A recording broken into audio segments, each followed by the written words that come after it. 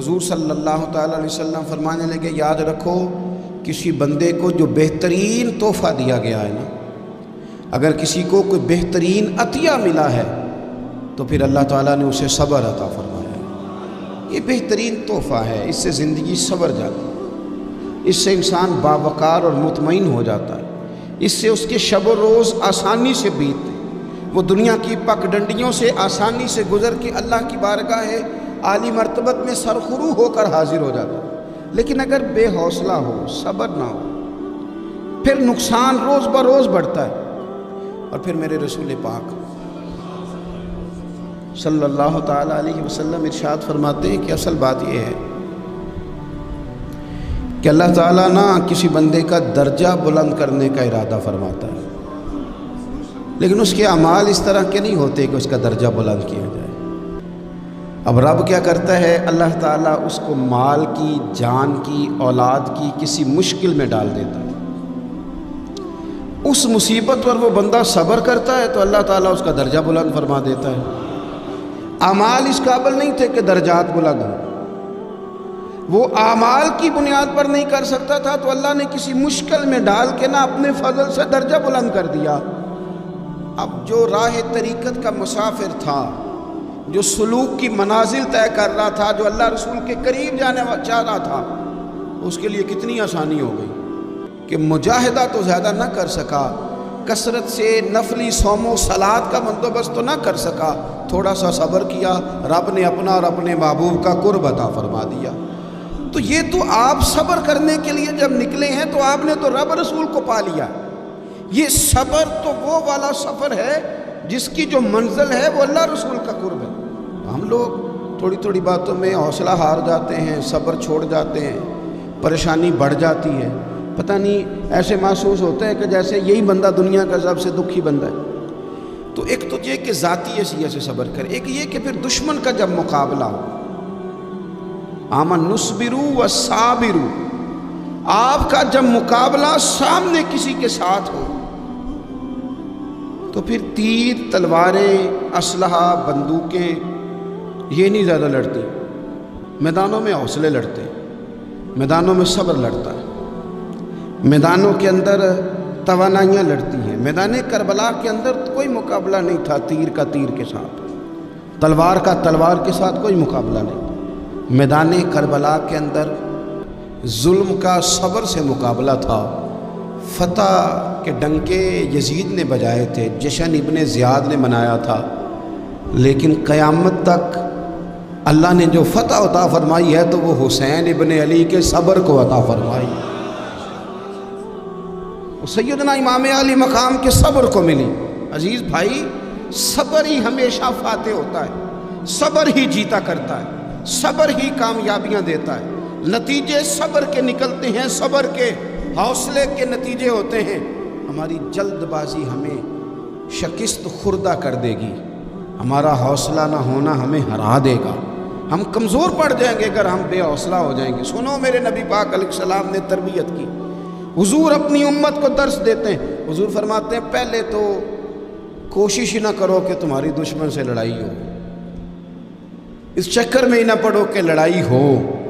مسلمان امن والے ہیں، یہ پرامن لوگ ہیں، یہ امن پسند ہیں، یہ داعی امن ہیں، یہ معاشرے میں مومن ہونا امن کی علامت ہے۔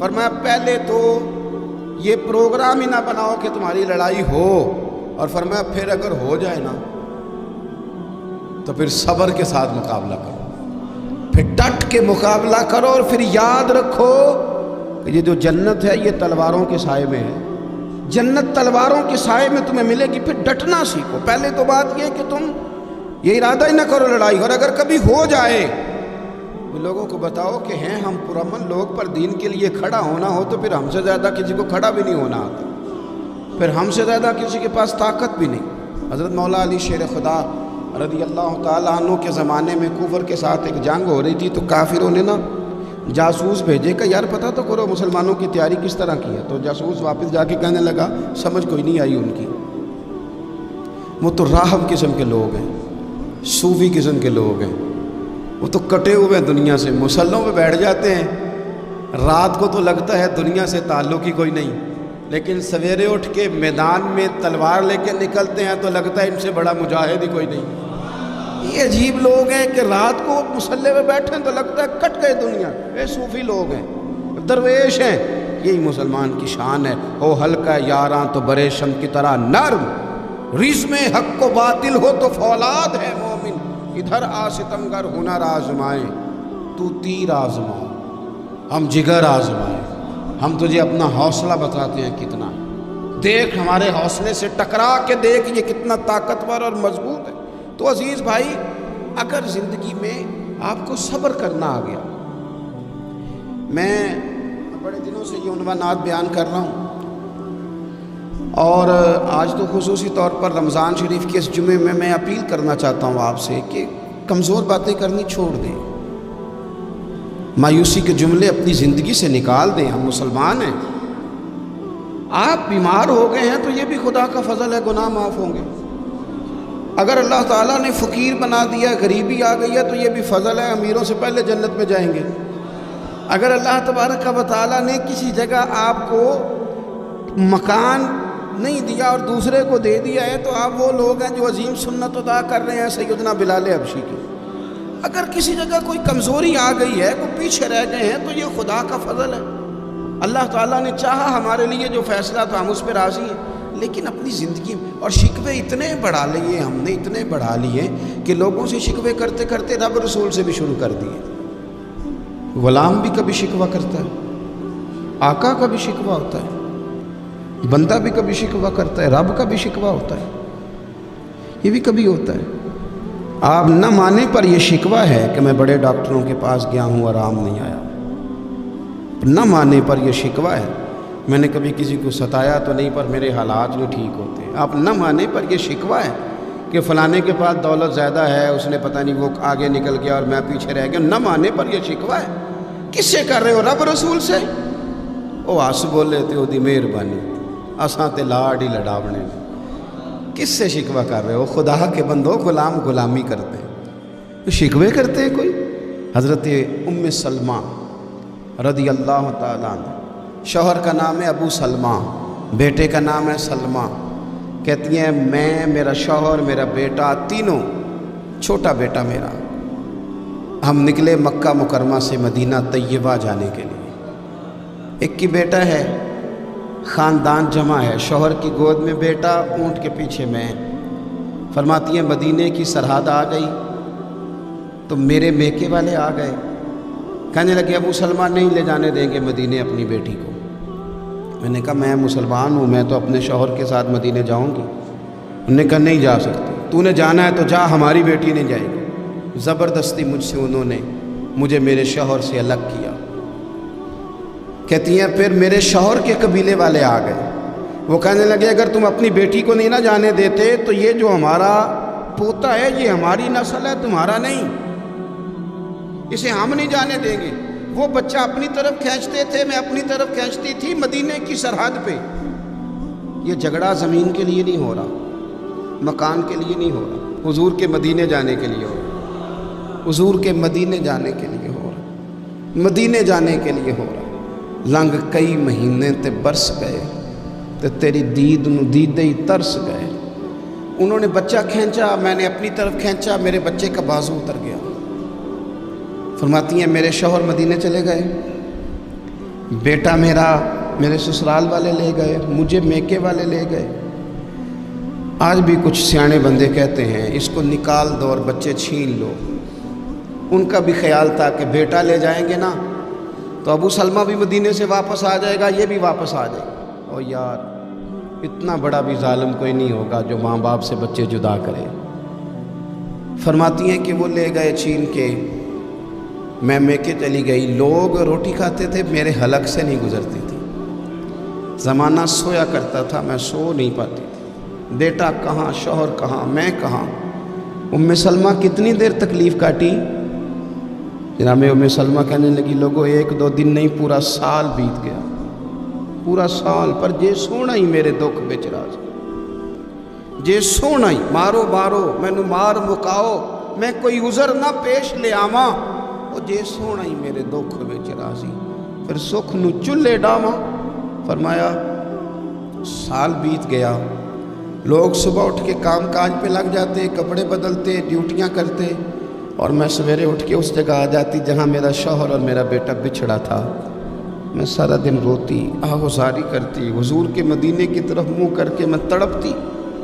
साल बीत गया, साल, एक हफ्ता नहीं निकलता बच्चों के बगैर। बड़े बड़े सियाने लोग परदेश जाते हैं तो बच्चों की फ़ोटो देख देख के रोते हैं, लेकिन कहती है माँ थी, बेटा बिछड़ा और फिर बेटा बीमार हो और माँ से जुदा हो, कितनी तकलीफ़ का मंज़र है। आप फरमाती हैं कि एक साल बीत गया और मैंने किसी की मिन्नत नहीं की, मैंने कोई शिकवा नहीं किया, इसलिए कि जिस हाल में रब रसूल रखे। ये हौसला, ये सब्र, ये तवानाई। एक साल के बाद मेरे चचा का बेटा मेरे पास से गुजरा, तड़पते देख कर कहने लगा, मेरी बहन तू सारा दिन रोती रहती है।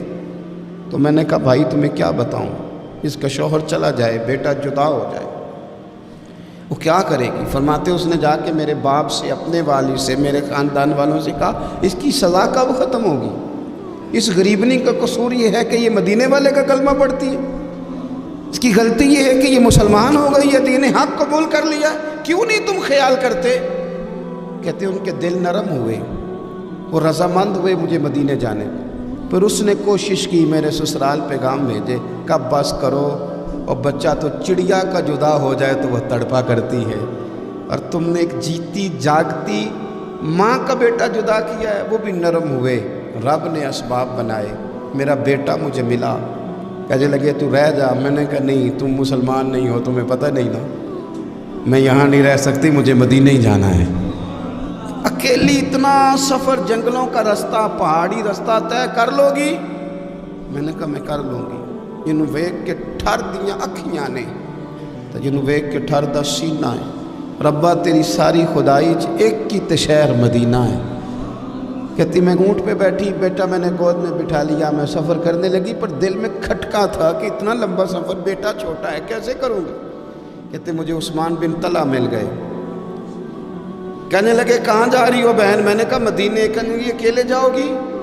मैंने कहा जाना तो है ना, कोई साथ चले न चले, पर शहर रसूल तो जाना है ना।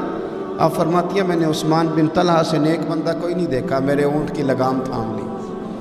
जब मुझे ऊँट पे बिठाते थे ना, ऊँट बिठा के चले जाते थे, मैं बैठ जाती थी तो आके लगाम थामते थे। जब कहीं मुझे उतारते थे तो ऊँट बिठा के चले जाते थे, मैं उतर जाती थी तो ऊँट को बांधते थे। सोना होता था तो ऊँट बिठा देते, मैं उतर जाती, वो दूर जाके लेट जाते। फरमाती थी फिर मेरे लिए मेरे रब ने असबाब पैदा किए और मैं मदीना पहुंची। मैं शौहर से मिली और लोगों मेरे नसीब देखो, मैं रहने कहाँ लगी, हुजूर के मदीने में, शहर रसूल में, शहर रह पाए नजर होश में आ, ये कुव्वे नबी है।